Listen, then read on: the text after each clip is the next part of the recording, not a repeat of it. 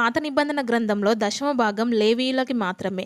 అయితే క్రొత్త నిబంధన గ్రంథంలో క్రైస్తవులు దేనిని సమర్పించాలి? బీద విధవరాలు తన 2 కాసులు ఇచ్చేసింది కదా అంటే దశమ భాగానికి కానుకకి మధ్య ఉన్న డిఫరెన్స్ ఏంటి అనేది మనం ఈ వీడియోలో తెలుసుకుందాం.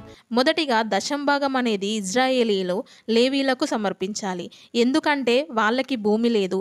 అలాగే ఇజ్రాయేలీలు దేవుని మందిరానికి ఇవ్వాలి. వాళ్ళకున్న ధాన్యం, సంపద అన్నిటినీ దేవుని మందిరానికి 10వ భాగం ఇవ్వాలి. ఎందుకు ఇవ్వాలంటే దేవుని మందిరంలో నుండి ఎవరైతే బీదలు వస్తున్నారో, ఎవరైతే విధవరాన్లు ఉన్నారో సో వీళ్ళందరికీ ఆహారం పంపిణీ అనేది సప్లై చేయడం జరిగింది. ఇది పాత నిబంధన గ్రంథంలో దశమ భాగం చరిత్ర. మరి ఇప్పుడు క్రొత్త నిబంధన గ్రంథంలో దేవుడు రాయించిన మాట ఏంటంటే హృదయపూర్వకమైన అర్పణ సమర్పించాలంటే కొరింథీయులకు రాసిన మొదటి పత్రిక 9వ అధ్యాయము 7వ వచనంలో నీ హృదయంలో నువ్వు నిశ్చయించుకున్న దాన్ని బట్టి దేవునికి ఇవ్వాలి. ఇది ఇష్టపూర్వకమైన అర్పణ. ఏ బలవంతం కూడా లేదు. ఇదే విధంగా బీద విధవరాలు కూడా తనకి ఉన్న 2 కాసులు కూడా ఎలా ఇచ్చింది అంటే ఎలాంటి బలవంతం లేకుండా ఇచ్చింది. తన ఇష్టానుసారంగా ఇచ్చింది తప్ప అడగకపోయినా తనకున్న లేమిలో నుండి కూడా ఇచ్చింది. అలాగే మరి పౌలు గారు కూడా చందా అడగలేదా అంటే అడిగారు. ఎందుకు అడిగారు? కొరింథీ పట్టణస్థుల్ని, మసదోనియా సంఘస్థులు, అకేయ సంఘాన్ని చందా పోగు చేయమన్నాడు. మీకు కలిగిన సమృద్ధిలో నుండి చందా కలగజేయండి అని. ఎందుకు కలగజేశారు అంటే సందర్భాన్ని ఆలోచిస్తే యెరూషలేము ప్రాంతంలో గొప్ప కరువు ఉంది. తినడానికి ఏమీ లేదు.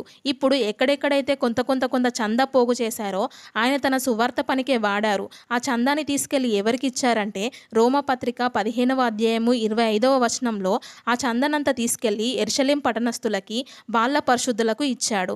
అది పౌలు గారికి ఉన్న కమిట్మెంట్. కానీ ఇప్పుడు మనం ఇచ్చే ప్రతి రూపాయి ఎవరి పనిలో వాడబడాలో తెలుసా? దేవుని పనికి వాడబడాలి. కానీ ఇప్పుడు అలా జరుగుతుందా?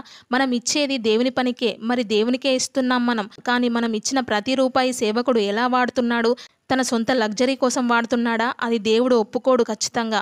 నా దశమ భాగాన్ని దొంగలిస్తున్నారని ఒకప్పుడు ఆయన చెప్పిన ఆయన ఇప్పుడు దేవుని సంపదను కూడా దొంగలిస్తున్నారు. మీరైతే సంఘ కాపరి అంతా కలిపి దేవుని పని జరిగించే సంఘాలు ఉన్నాయో అలాంటి సంఘాలు అంటే దేవునికి ఇష్టం.